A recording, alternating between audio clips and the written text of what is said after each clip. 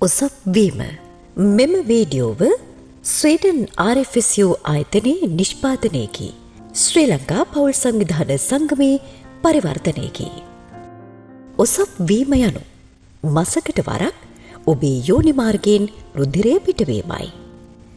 මෙයින් අදහස් කරන්නේ ඔබ ලිංගිකව පරිණත බවයි.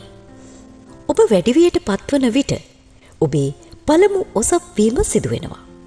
සාමාන්‍යයෙන් වයස අවුරුදු 12ත් 14ත් අතර කාලයේදී එය සිදුවන්නේ.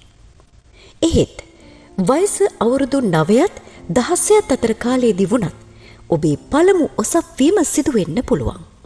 ඔබට වයස අවුරුදු 16 හෝ 17 වන විටත් ඔබේ පළමු ඔසප් වීම සිදු වී නොමැතිනම් ඔබ වෛද්‍යවරයෙකු හමු විය යුතුයි. ඔසප් රුධිරය සංසේචනයේ නොවූ ඩිම්බයක් සහ ගර්භාෂයේ ශ්ලේෂ්මල පටලයෙන් සමන්විතයි. ඔසප් වීමෙන් පසු ඔබේ ගර්භාෂය තුළ නව ශ්ලේෂ්මල පටලයක් ගොඩනැගෙනවා. සාමාන්‍යයෙන් ඔබේ ඔසප් වීම දින 3 සිට දින 7 දක්වා පවතින අතර ඔසප් රුධිරය විවිධ වර්ණයන්ගෙන් යුක්ත වේ හැකියි.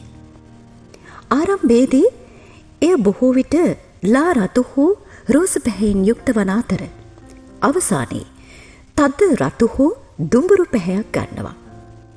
එහි පටක කැබලි අඩංගු වේ හැකියි.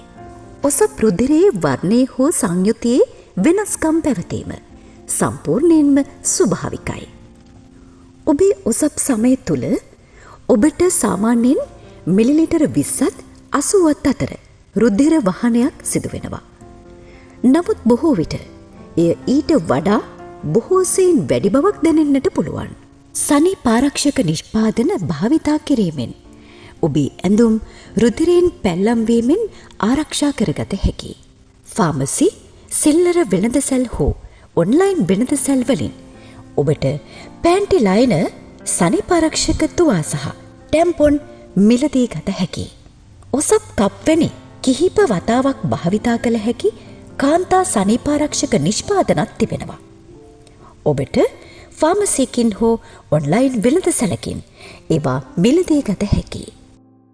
ඔබේ ඔසප් චක්‍රය ගණනය කරනු ලබන්නේ ඔබේ ඔසප් වීමේ පළමු දිනයේ සිට ඔබේ ඊළඟ ඔසප් වීමේ දිනය දක්වායි. චක්‍රයේ පරාසය වෙනස් විය හැකි නමුත් එය සාමාන්‍යයෙන් දින 28ක් පමණ පවතිනවා. ආසන්න වශයෙන් මැද භාගයේදී ඩිම්බ පිටවීම සිදු කරනවා. මෙය සිදුවන්නේ ඩිම්බය පැලොපිය නාලයෙන් ලිහිල් වී යෝනි මාර්ගයේ දෙසට ගමන් කරන විටයි. ඉන්පසු එය ඔසප් ස්‍රාවයේ කොටසක් ලෙස ඔබේ ශරීරයෙන් පිටවෙනවා. ඔබ ඩිම්බ මෝචනය කරන දිනවලදී ඔබේ ඩිම්බය ශුක්‍රාණු මගින් සංසේචනය විය හැකියි.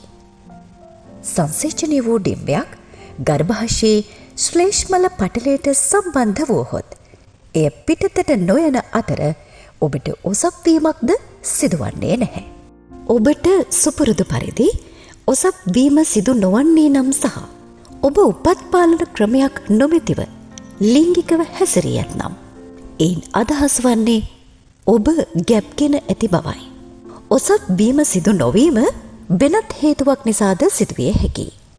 ඔබේ ඔසප් වීම දීර්ඝ කාලයක් ප්‍රමාද වන්නේ නම් ඔබ රෝහලකට යා යුතුයි. නැතහොත් වෛද්‍යවරයෙකු හමු විය යුතුයි. ඔබේ ඔසප් කාලය තුළ ඔබේ ගර්භාෂය සංකෝචනය වෙනවා. මෙය කිසියම් රිදීමක් හෝ කැක්කුමක් ඇති කළ හැකියි. මෙය ක්‍රෑම්ප්ස් යනුවෙන් හඳුන්වනු ලබනවා. ඔබේ ඔසප් කාලය තුළ ඔබට දරුණු කැක්කුමක් දැනේ නම් එයින් අදහස් වන්නේ ඔබට සෞඛ්‍යමය ගැටලුවක් ඇති බවයි. උදාහරණයක් ලෙස එන්ඩෝමෙට්‍රියෝසිස් පෙන්වා දිය හැකියි. එන්ඩෝමෙට්‍රියෝසිස් බහුලව දක්නට ලැබෙන අතර කාන්තාවන් 10 දෙනෙකුගෙන් එක් අයෙකුට පමණ පවතින රෝගී තත්ත්වයක්. ඔසප් කාලය අතර ඔබට දැඩි කැක්කුම් හෝ අධික රුධිර වහනයක් ඇති වී උදාසීන බවක් දැනෙන්නේ නම් රෝහලකට යාම හෝ වෛද්‍යවරයෙකු හමුවීම වැදගත්. ඔබගේ රුධිර වහනය අඩු කිරීම සඳහා ලබාගත හැකි පෙති තිබෙනවා. ඔබේ ඔසප් කාලය තුළ ලිංගිකව හැසිරීම නුසුදුසු නොවේ. ඔසප් වීම කෙනෙකුගෙන් කෙනෙකුට වෙනස් වන අතර එය එකම පුද්ගලයා තුළ වුණත් කලින් කලට වෙනස් විය හැකියි. ඔබට යම් අසාමාන්‍ය වෙනසක් දැනෙන්නේ නම් රෝහලකට යාම හෝ වෛද්‍යවරයෙකුගෙන් උපදෙස් ලබා ගැනීම වඩා වැදගත්.